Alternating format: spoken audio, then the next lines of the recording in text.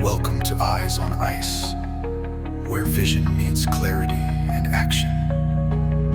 This podcast explores perspectives, amplifies voices, and transforms how we see the world.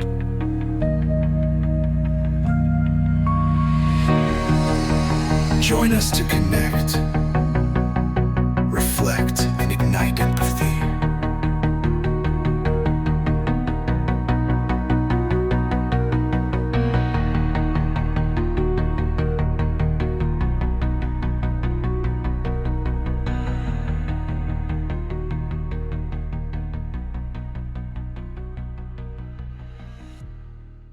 Welcome to the Deep Dive. Today, we're really getting into a fascinating story.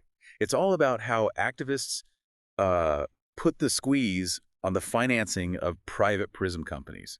And we're going to zoom in particularly on GEO Group. That's right. We've got a couple of key sources. First, one called Funding Oppression, Targeting Private Prison Finance.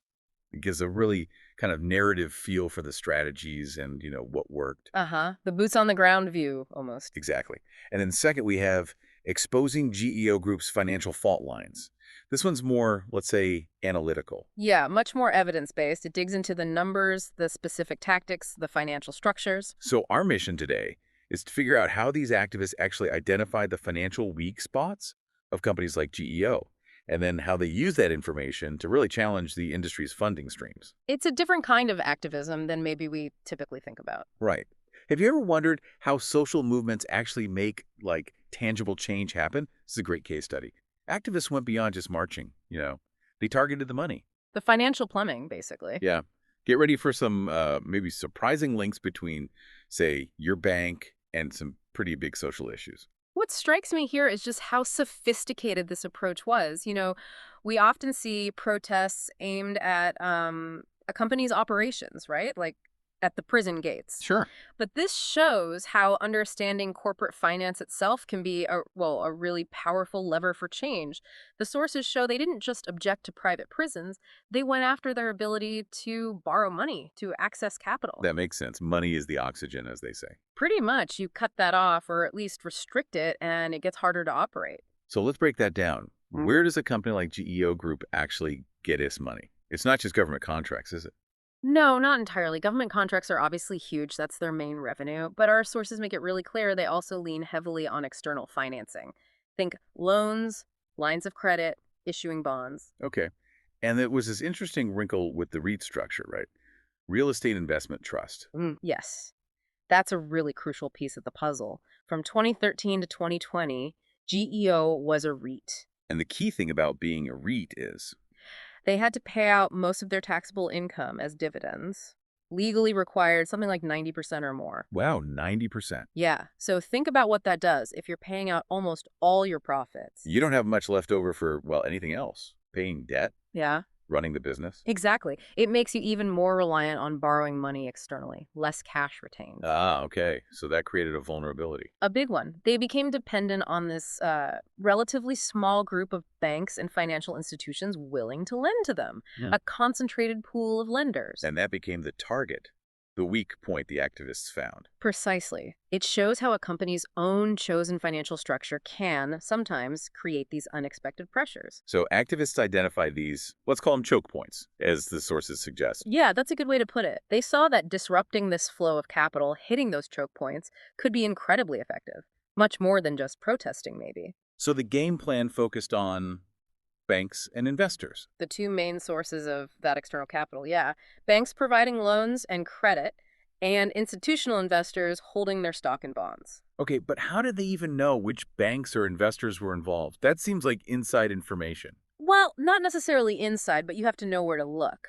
The analysis points directly to GEO Group's own public filings with the SEC.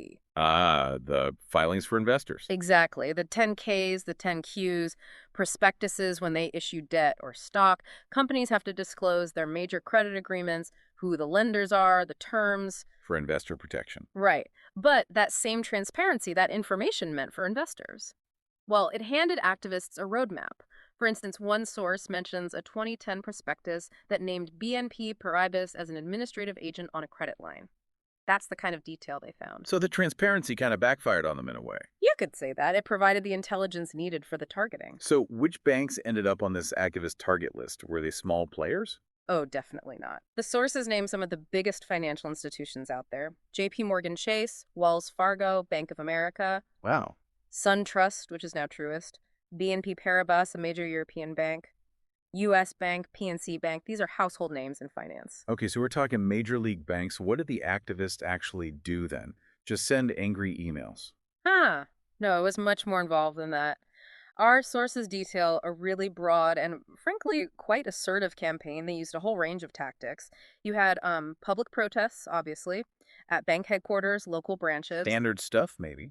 But then it escalated. Protests outside executives' homes. Jamie Dimon, the CEO of JP Morgan, was targeted. That definitely raises the temperature. Yeah, it's personal. Very. And highly symbolic actions, too.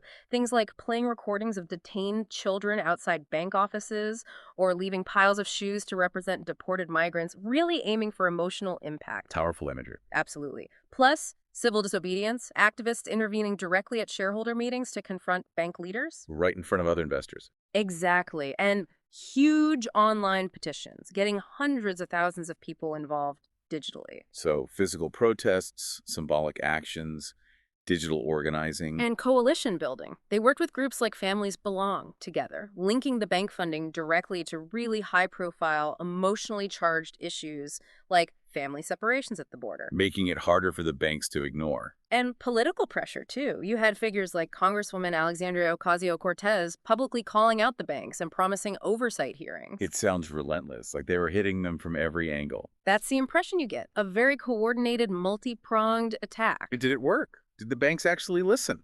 Remarkably, yes. It seems to have had a major impact. Starting in 2019, the sources show a wave of announcements from these big banks. Really? Yeah. JP Morgan Chase was one of the first big ones in March 2019.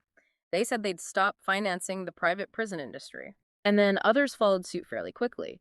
Wells Fargo, Bank of America, SunTrust, BNP Paribas, Fifth Third PNC, US Bank also indicated they were getting out. That's like a domino effect. It really looks that way.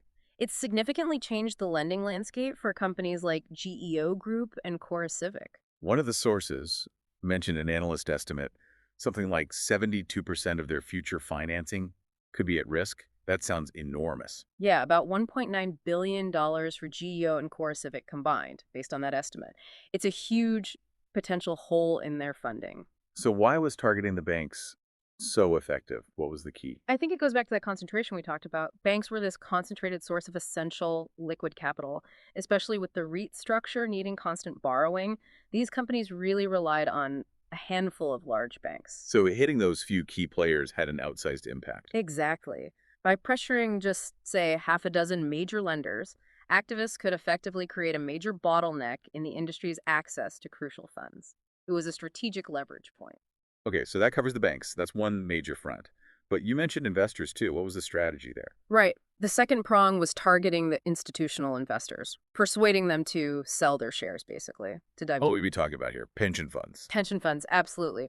Also, big asset managers, university endowments, foundations, the holders of large blocks of stock. Activists identified what they called the Million Shares Club, folks like BlackRock, Vanguard, State Street, Fidelity, FMR, LLC. These giants held significant chunks of GEO Group stock. We're talking like BlackRock around 15%, Vanguard maybe 17% recently. Huge stakes. And the argument to them was, Primarily ethical, of course, arguing that investing in private prisons was morally wrong, or at least questionable. But they also framed it in terms of ESG, environmental, social, and governance principles. the ESG angle, becoming much bigger now. Definitely. They argued that holding these stocks was inconsistent with the investors' own stated ESG commitments or the values of the people whose money they manage, like in public pensions. Align your money with your values, essentially. That was the core message, yeah, combining the moral case with the increasing focus on responsible investing. Did they have the same kind of success getting investors to sell as they did with the banks pulling loans? It was more mixed, I'd say. There were some really significant victories. California's big public pension funds, Cal STRS, the teachers fund, and CalPERS, public employees, both announced divestment in 2018 and 2019. Those were major symbolic wins. Huge funds, yeah. That sends a message. Definitely. Yeah. But Many of the really big asset managers, like your Vanguards and BlackRocks, they often took a different approach. They tended to favor engagement over outright divestment. Engagement meaning talking to the company, Okay. trying to influence them. Pretty much. Their argument often revolves around fiduciary duty. Their primary job is maximizing returns for their clients, and also the nature of index funds. Right. Index funds complicate things, don't they? Uh, If GEO is in the S&P 500 or whatever index the fund tracks, They pretty much have to hold it as long as it's in the index. Selling it would mean deviating from the index they're supposed to mirror. so divestment isn't always straightforward for those huge passive funds. Exactly. It's a structural challenge. So while activists pushed for divestment, the response from some of the biggest players was more about engaging, maybe voting shares differently on ESG resolutions rather than just selling everything. Makes sense. Different tools for different types of investors. The tactics have to adapt, yeah. Okay, so beyond the direct targeting of banks and investors, was there another layer to this, something broader? Oh, yeah, definitely. The sources emphasize the importance of public outreach and education. This wasn't just happening in boardrooms or SEC filings. Raising general awareness. Crucial. They had to make the public understand the link between these financial institutions and the private prison industry. Explain why it mattered. So they used online platforms.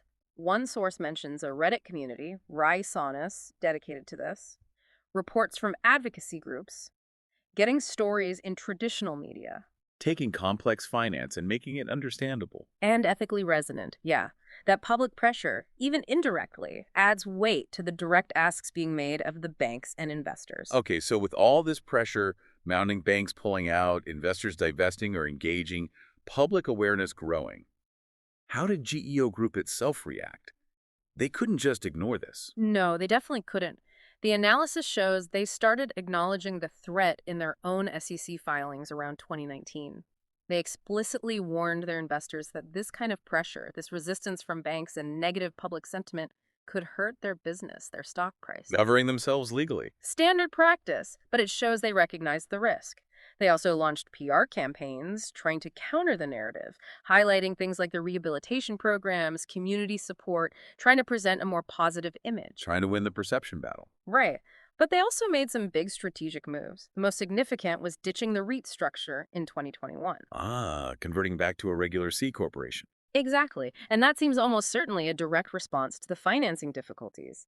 With banks pulling out of lending to private prison REITs, that structure became a liability. So the activism forced a major structural change in the company. It certainly looks that way. They also started talking a lot more about reducing debt, paying down what they owed, and exploring diversification, getting more into things like electronic monitoring, community reentry services, Right. trying to reduce reliance on physical detention centers, perhaps. Shifting their business model in response to the pressure? Seems like it, adapting to the new financial reality. Did all this actually hit their bottom line? Did the stock market react? The sources definitely suggest a connection. News reports at the time linked big drops in GEO stock price directly to bank withdrawal announcements. Like the JP Morgan one. You mentioned a 16% drop. Yeah, that was one example cited. When a major lender pulls out, the market notices. And credit rating agencies, like S&P, they've noted the risks too. Even while acknowledging GEO's efforts to pay down debt, they've kept their credit rating in the speculative or junk category. Meaning borrowing is still considered risky and likely more expensive. Exactly. They cite dependence on government contracts, potential policy changes, litigation risks, all amplified by this activist scrutiny. So yes, it appears to have had tangible financial consequences. So this whole case study, it really underscores the potential power of this kind of financial activism, doesn't it? Absolutely. It shows how focusing on the financial weak points can influence specific powerful actors, the banks, and also shape the wider public story around an industry. And it's part of a bigger trend. Yeah, you see similar tactics with fossil fuel divestment campaigns, for example, using financial levers for social or environmental goals. It points to this growing expectation, maybe, that corporations will face financial consequences for negative social impacts, and the rising importance of those ESG factors we talked about. So looking forward, what's the outlook for the private prison industry now? Is it fundamentally changed? I'd say it faces a lot more uncertainty than it did, say, 10 years ago. The financial pressure is real. Political winds can shift. Public opposition remains strong. Their core business relies heavily on government contracts, especially ICE, and those are politically sensitive and could change. So continued vulnerability. Definitely. Ongoing activist pressure, potential policy shifts, it could further erode their financial stability. The financial activism has been a major catalyst, but long-term systemic change might still need policy action too. It's a combination of factors. Right. But the financial pressure adds a powerful dynamic that wasn't there as much before. Okay, so if we had to boil it all down, what's the main takeaway from this deep dive into the GEO Group story? I think the core message is about strategy and leverage. Activists strategically identified and targeted the financial pipelines, the banks, the investors that these companies relied on. They showed how connecting ethical arguments with tangible economic pressure can be really powerful, and how corporate transparency, like those SEC filings, can sometimes be used in unexpected ways. Coordinated action, leveraging financial vulnerabilities, it can lead to significant shifts in corporate behavior and, crucially, their access to capital. A really potent example of financial levers driving social change. Exactly. That really gets you thinking, doesn't it? If financial institutions are starting to weigh social impact more heavily, what other industries could face this kind of scrutiny, this kind of pressure on their funding? And for you listening, how could this knowledge maybe inform your own financial choices? Or how you might advocate for change on issues you care about? Yeah, it opens up a lot of questions. We've definitely just scratched the surface today. If this has sparked your interest in financial activism or corporate accountability, well, you could look into the groups mentioned in our sources, maybe even explore SEC filings yourself for companies you're interested in. Or check the ESG policies of your own bank or pension fund. Right. Ask yourself, where are the choke points in other systems that matter to you? Lots to think about. Thanks for taking this deep dive with us. Thank you for tuning in to Eyes on Ice. Remember, every truth we uncover has the power to change the lives of others and ourselves. Here's a question to reflect on until next time. What truth has transformed your worldview, and how has it inspired you to grow? Stay connected with us for updates, advocacy, and above all, empathy. And as always, be kind to each other, and most importantly, be kind to yourself. Until next time, clear eyes, open heart.